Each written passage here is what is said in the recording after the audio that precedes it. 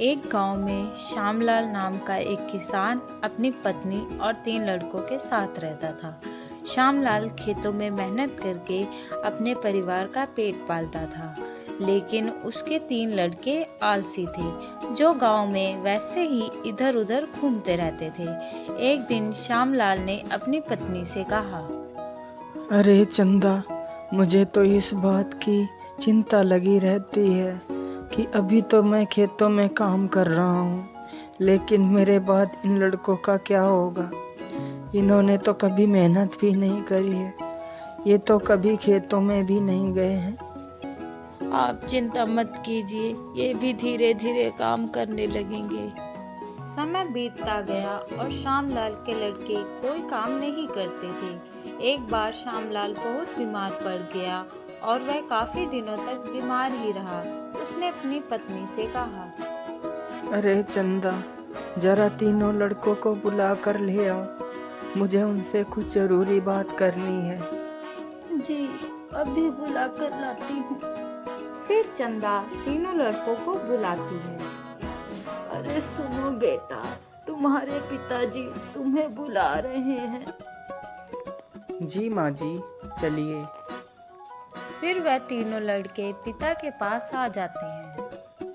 जी पिताजी, आपने हमें बुलाया, बोलिए क्या बात है।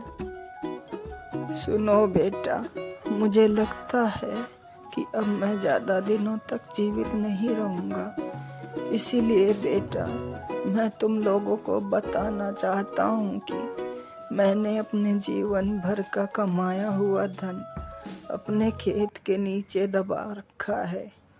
मेरे बाद तुम उसमें से खजाना निकाल कर आपस में बांट लेना। श्यामलाल की यह बात सुनकर तीनों लड़के खुश हो गए। कुछ समय बाद श्यामलाल की मृत्यु हो गई। श्यामलाल की मृत्यु के कुछ दिनों बाद उसके लड़के खेत में दबा खजाना निकालने गए।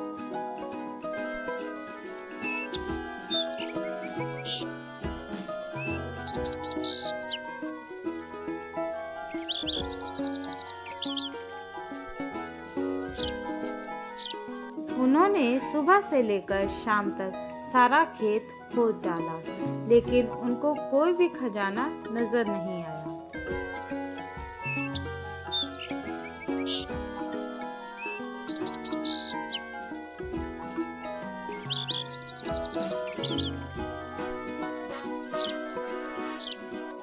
लड़के घर आकर माँ से बोलते हैं, माँ, पिताजी ने हमसे झूठ बोला था, उस खेत में हमें कोई खजाना नहीं मिला।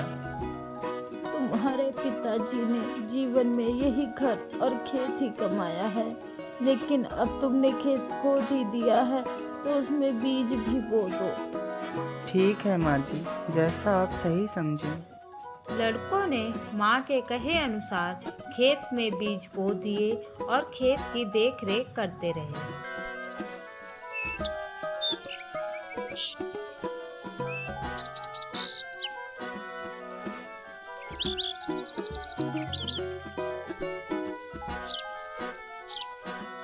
कुछ समय बाद उनके खेत में बहुत अच्छी फसल तैयार हुई।